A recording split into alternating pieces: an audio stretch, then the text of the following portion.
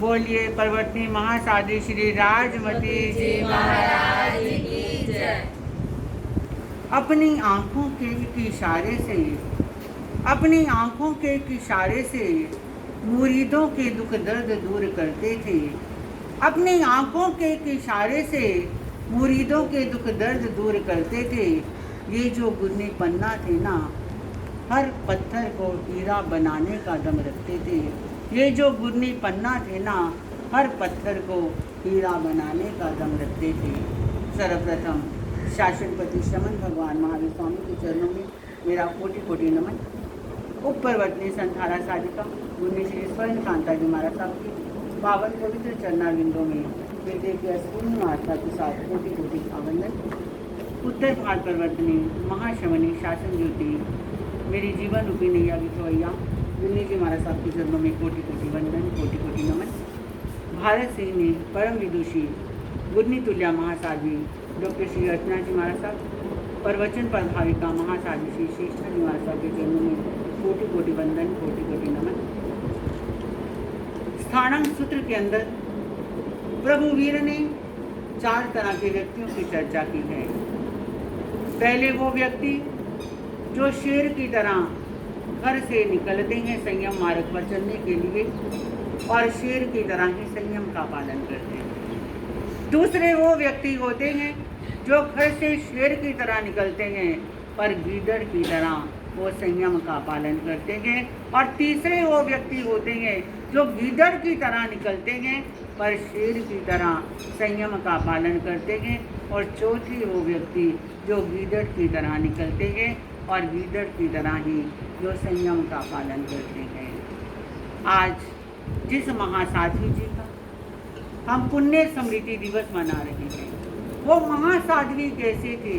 उन्होंने शेर की तरह ही घर से निकले और शेरनी की भांति ही जिन्होंने सुदृढ़ संयम का पालन किया। वो महासाध्वी जिन्हें सौभाग्य मिला पिता श्री किशन चंद्र जी के अंगना में और माता श्री जानकी देवी के घर में जिनका जन्म हुआ। और समय कौन सा था? विक्रमी संवत 1957 का समय था। पर कहते क्या है कि कड़ी कड़ी च कड़ी दा फर्क हुंदा, कड़ी कड़ी च कड़ी दा फर्क हुंदा, होंदियां जग दे विच बेशुमार कड़ियां। एक ओ कड़ी जड़ी वक्त दसे, एक ओ कड़ी जड़ी वक्त दसे, एक विकदियां कर कुम्हार कड़ियां, एक आन मिलांदी सब कोलों, एक आन बिछोड़ दी संत कड़ियां। पर जिस कड़ी विच महापुरुष दा जन्म होवे उस कड़ी तो वारा है 1000 कड़ियां। तो ये महासाध्वी जी का जन्म भी विक्रमी संवत 1957 के अंदर सोजत शहर के अंदर हुआ।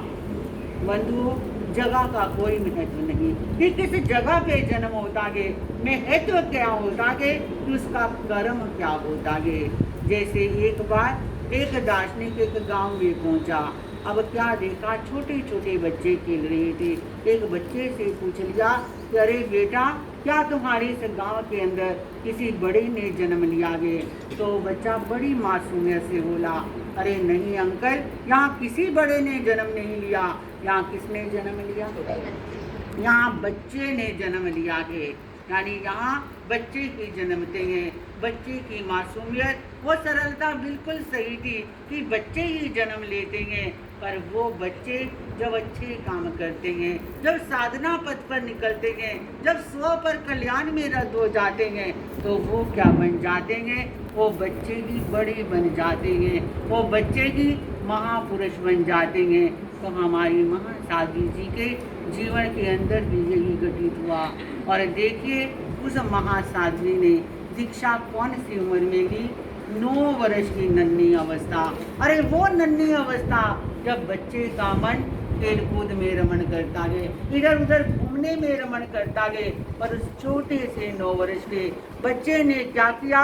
अपने जीवन के गुलाबी बचपन को संयम की लालिमा से भर दिया। अरे मैं आज नमस्कार करती हूँ उस माता पिता को और नमस्कार करती हूँ उस बच्चे को कि 9 वर्ष की अवस्था में उसने क्या किया? अपना जीवन संयम पथ पर लगा दिया और गुरनी बनने का सौभाग्य मिला। हमारी परिवर्तनी महासाध्वी श्री राजमती जी महाराज को।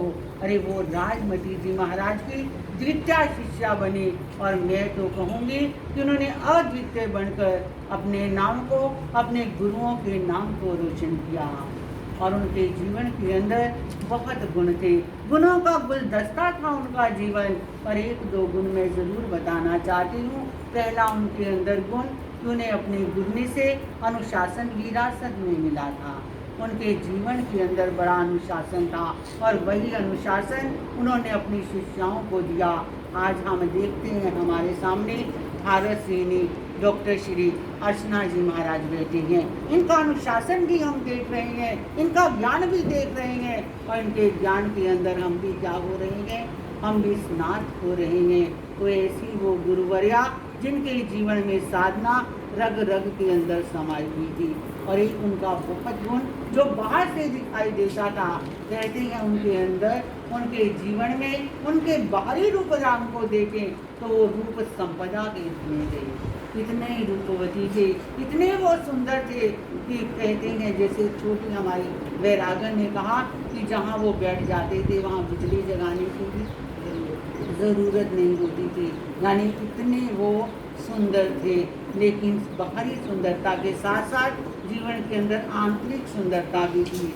जब वो प्रवचन करते थे क्योंकि हमने तो दर्शन नहीं किए, प्रवचन नहीं सुने, पर किताबों के अंदर और गुरुओं से सुना गए कि जब वो प्रवचन करते थे तो शेरनी की तरह बोलते थे, और जो भी उनके प्रवचनों को सुनता था वो क्या हो जाता था, उनका दीवाना हो जाता था।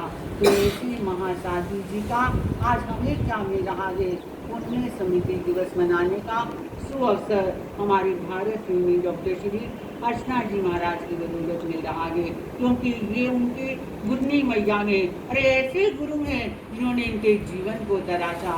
क्योंकि मैंने पहले भी कहा है कि ये जो गुरनी पन्ना है ये हर पत्थर को हीरा बनाने का दम रखते हैं। अरे कोई भी शिष्य आता है तो पत्थर के समान अनगढ़ होता है, पर जब अच्छे हाथों में पहुंच जाता है, सुदृढ़ हाथों में पहुंच जाता है, तो वो पत्थर क्या बन जाता है, वो हीरा बन जाता है।